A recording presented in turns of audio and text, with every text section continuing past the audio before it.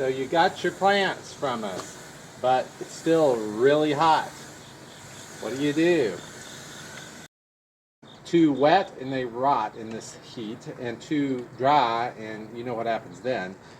So we like to mist the plants about once an hour during the hot part of the day, but you do not want to keep them wet all the time. So stop at like 5 o'clock so they dry out a bit before nighttime.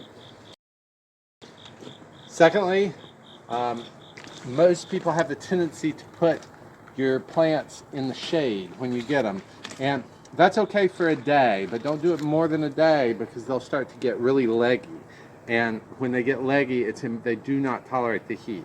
If you want to give them a little afternoon shade, do it for no more than the first week. There are different products like shade cloth that you can put up, but it would be far better to manage your mist and water and have them in direct sun if there's any doubt about them getting leggy. We'll drop an Amazon link to a timer that you can hook up to a sprinkler or mister.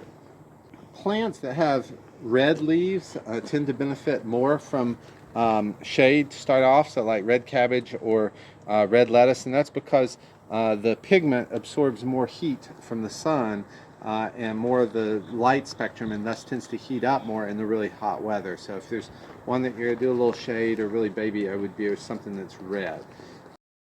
Thirdly, we like to use some form of like biological inoculant that has good bacteria, because you always fight the bad guys with the good guys.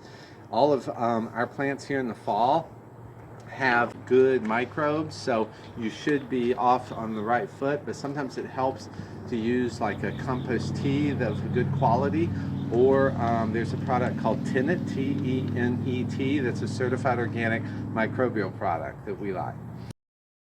Lastly, given a choice, airflow is great. So if you have a small bed and can get just a cheap fan to put on it, it actually does make a big difference. Obviously, if the wind is blowing well, that's not a concern, but if you have a place like that's a little out of the way, that the air is stagnant, it can really cause disease quickly. Also, if you're planting into a hoop house or something like that, make sure all the ventilation is open. So just to recap, get your plants in the ground as soon as possible. Don't keep them in the shade very long.